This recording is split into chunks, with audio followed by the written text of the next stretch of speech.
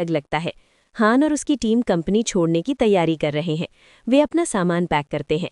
तीनों जाने से पहले एजेंसी बदलने और किताब प्रकाशित करने के बारे में बात करते हैं। तो हान घोषणा करता है कि ये गंभीर समस्या है। तब सोंगजी कहता है कि इस पब्लिक रिलेशनशिप प्रोजेक्ट की वजह से हान का जीवन बर्बाद हो गया है।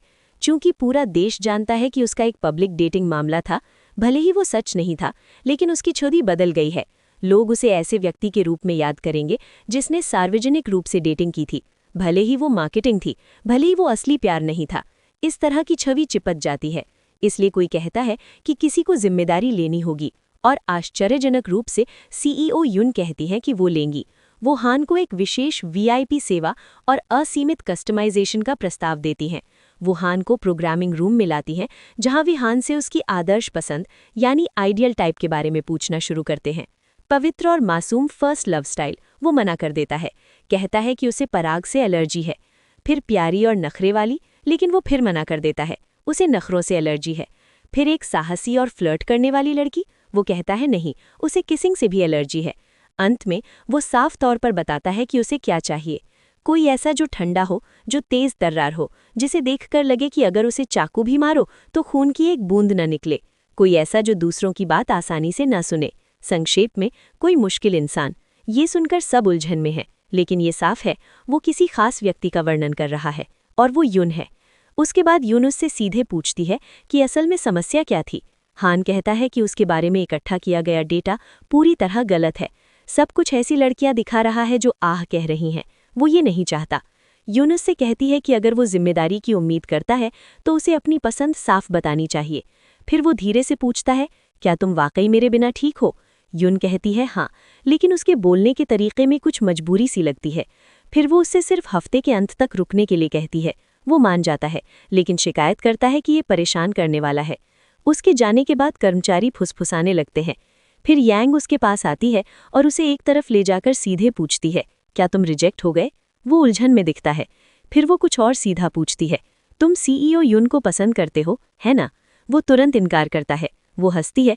वो कहती है कि उसने स्पष्ट रूप से कभी एक तरफा प्यार का अनुभव नहीं किया। अपने चेहरे के साथ शायद उसे इसकी कभी ज़रूरत ही नहीं पड़ी। वो उसे इस बात को नकारने के लिए टोकती है। फिर वो गर्व से खुद को एक तरफा प्यार की 10 साल की विशेषज्ञ बताती है।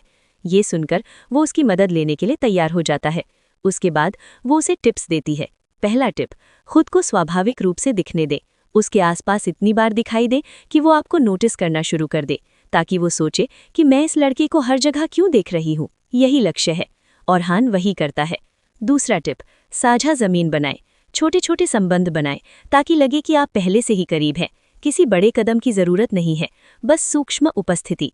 और हान बिल्कुल वही करता है। जब सीईओ युन अपने लिए पिंक लेमनेड ऑर्डर करती है, तो हान भी पिंक लेमनेड ऑर्डर करता है। फिर यांग एक तरफा प्यार का तीसरा नियम समझाती है, पुश एंड पुल। दूसरे व्यक्ति को सोचने पर मजबूर कर देना, क्या वो मुझे पसंद करता है या नहीं। वो कहती है कि यही मुख्य बिंदु है। कभी जल्दबाजी न करें, कभी ज्यादा दबाव न डालें। बाद में उस रात हान अपने फ़ोन को देखता रहता है। वो अपने मन में दोहराता रहता है, पुश एंड पुल, जल्दबाजी मत करो। वो एक सामान्य संदेश भेजने की कोशिश करता है, लेकिन फिर होंग से बात करते समय वो इसके बजाय कुछ नाटकीय भेज देता है। कुछ ऐसा, मुझे युन पसंद है, मैं उसे नहीं छोड़ सकता। हान घबरा जाता है। उसे तुरंत पछतावा होता है, क्योंकि वो संदेश सीईओ युन के लिए नहीं था। वो गड़बड़, अजीब और पूरी तरह से गलत समय पर था। इस बीच वर्जन 2 एक बड़ी सफलता बन जाता है। उपयोगकर्ताओं की संख्या तिगुनी हो जाती है। विशेष रूप से वर्जन 2 के लिए ऑनलाइन समुदाय बनाए जाते हैं। यहाँ तक कि शादीशुदा महिलाएं भी इस बात पर बहस कर रही हैं कि क्या ऐप का उपयोग करना धोखाधड़ी माना जाता है। टीम उत्साहित है। वे हान के प्रभाव को श्रेय देते हैं, लेकिन सीएल कहती है कि ये ऐप की अपनी ताकत है। फिर भी सफलता के नीचे कुछ अस्थिर सा महसूस होता है। हान ऑफिस में सीईओ युन के पीछे पीछे घूमता रहता है। वो नोटिस करती है और पूछती है, तुम मेरा पीछा क्यों कर रहे हो? वो मजाक करता है कि उसे सुरक्षित महसूस होना चाहिए क्योंकि वो वहाँ है, लेकिन वो उसे स्टॉकर कहती है। वो तुरंत माफ़ी मांगता है। फिर काम के बाद वो लापरवाही से कहता है कि उसे भूख लगी है। सभी कर्मचारियों के पास अन्य योजनाएं हैं। वो जोर से सोचता है कि क्या कोई उसके साथ खाना खाएगा। युन पहले न सुनने का नाटक करती है, लेकिन बेशक उसने सब कुछ सुना था, इसलिए वो साथ जाते हैं। वे एक छोटे से रेस्टोरेंट में जाते हैं। मालिक तुरंत हान को चिढ़ाता है, क्या वो तुम्हारी गर्लफ्रेंड है? हान जल्दी से कहता है नहीं, लेकिन मालिक जिद करता रहता है कि वे साथ में अच्छे लगते हैं। मेज पर हान उससे कुछ गंभीर पूछता है, अगर तुम अंततः हर चीज से मुक्त हो जाओ तो तुम क्या करना चाहोगी? फिल्में देखना, यात्रा करना, एम्यूजमेंट पार्क? लेकिन वो कहती है कि वो पहले से ही वही कर रही थी जो वो चाहती थी। वो रुकता है, वो अजीब से खुद को सुधारता है। उसके कहने का मतलब असल में एक सामान्य जीवन जीना था। वो कहती है काम पर जाना, कंपनी डिनर में शामिल होना, साथ में लंच मेन्यू चुनना, छोटी छोटी चीजें। मजा लोगों के लिए आम है, लेकिन उसके लिए ये आसान नहीं है। फिर हान एक महत्वपूर्ण बात का खुलासा करता है। पास्ट में किसी ने उसे दुनिया में बाहर आने में मदद की थी। उस व्यक्ति की वजह से उसने छिपना बंद कर दिया। अब वो इस कर्ज को चुकाना चाहता है, इसलिए वो उसे साफ तौर पर बताता है। अगर वो एक सामान्य व्यक्ति के रूप में कुछ भी अनुभव करना चाहती थी तो वो उसके साथ ऐसा कर सकती है, कम से कम तब तक जब तक उसकी घड़ी ठीक नहीं हो जाती। वो पूछती है कि वो ऐसा क्यों कर रहा है। हान मुस्कुराता है और कहता है, ये एक राज है। ऑफिस वापस आने पर चीजें गंभीर हो जाती हैं। सैनो की डेस्क पर एक अजीब गुड़िया मिलती है। ये परेशान करने वाली लग रही है। 2 शरीर, 2 चेहरे एक साथ बंधे हुए। एक चेहरा इतना खराब है कि उसे पहचाना नहीं जा सकता। ये कोई मजाक नहीं लगता, ये एक संदेश जैसा महसूस होता है। वे सीसीटीवी चेक करते हैं। दुर्भाग्य से सैनो की डेस्क एक ब्लाइंड स्पॉट में है, जहां कैमरा ना पहुंचे। लेकिन पुराने सर्वर रूम की फुटेज की जांच करते समय उन्हें कुछ पता चलता है। वहां एक और घुसपैठिया था, ना कि सिर्फ वही जिसे वे पहले से जानते थे। सर्वर रूम में कोई और घुसा था। फिर सील येन को बताती है कि पुलिस ने पुष्टि की है कि वे औपचारिक जांच शुरू करेंगे। फिर टीम सब कुछ शांत रखने का फैसला करती है, क्योंकि वर्जन 2 अच्छा प्रदर्शन कर रहा है। वे इस समय कोई विवाद नहीं झेल सकते, लेकिन तनाव बढ़ता जाता है। उस रात सील येन की मरम्मत की हुई घड़ी लेकर आती है। वो उसे धन्यवाद देती है, लेकिन फिर वो कुछ हैरान करने वाला काम करती है। वो कहती है कि वो घड़ी के बिना उस पर निर्भर हुए बिना रहने की कोशिश करना चाहती है, क्योंकि उसे लगता है कि वो बेहतर हो रही है। सील असहमत है। वो कहती है कि वो अभी ठीक नहीं है। सील को दुख होता है, क्योंकि अब उसकी मदद करने वाला व्यक्ति सियोल नहीं कोई और है, लेकिन फिर वो इसे स्वीकार कर लेती है। वो उसे कहती है कि किसी भी स्थिति में घड़ी को अपने पास रखे अगर उसे ज़रूरत पड़े। बाद में हान येन को उसके अपार्टमेंट पर छोड़ता है और वो उसे अपने घर के अंदर बुलाती है। वो देखता है कि ये कितना साधारण है। फिर वे बैठते हैं और वो अपने अतीत के बारे में बताती है। अपने माता पिता की मृत्यु के बाद वो घर से बाहर नहीं निकल पाती थी। जब भी वो लोगों को देखती थी उसे अजीब आवाज़ें सुनाई देती थीं और वो बेहोश हो जाती थी।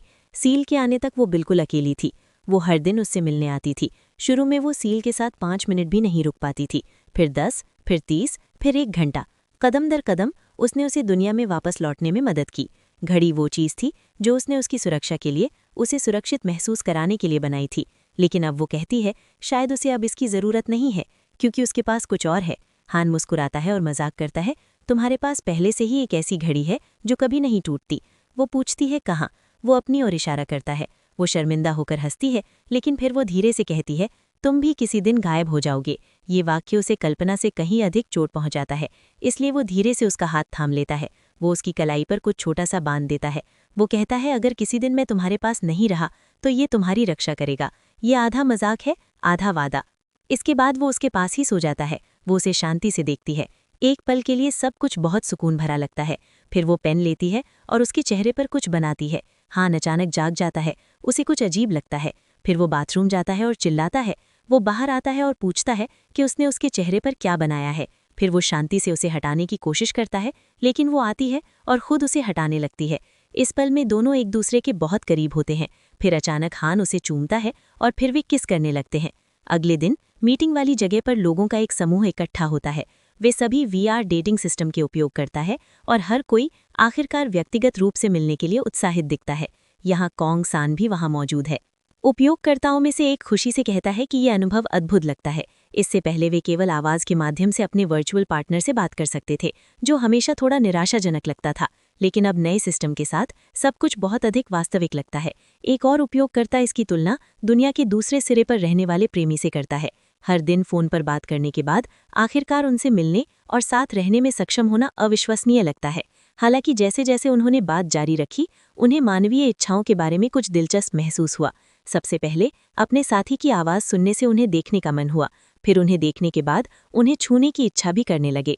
जाहिर तौर पर फॉमी का अनुबंध स्पष्ट रूप से कहता है कि यदि कोई वर्चुअल पात्र किसी वास्तविक व्यक्ति के 80% से अधिक समान हो जाता है, तो ये किसी के इमेज राइट्स के उल्लंघन के लिए गंभीर कानूनी समस्याएं पैदा कर सकता है। ये सुनकर हर कोई घबराहट में हंसने लगता है।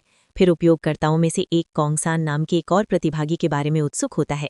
वे पूछते हैं कि जो व्यक्ति इतना लोकप्रिय दिखता है वो इस तरह की वर्चुअल डेटिंग सेवा का उपयोग क्यों करेगा। कॉन्ग बस जवाब देता है कि इसका कारण शायद वही है जो वहां मौजूद बाकी सभी का है। यहाँ अधिकांश लोग इस सेवा का उपयोग इसलिए कर रहे हैं क्योंकि उन्हें पहले प्यार में चोट लगी है। मीटिंग के बाद एक लड़की अचानक कॉन्गसान को पहचान लेती है।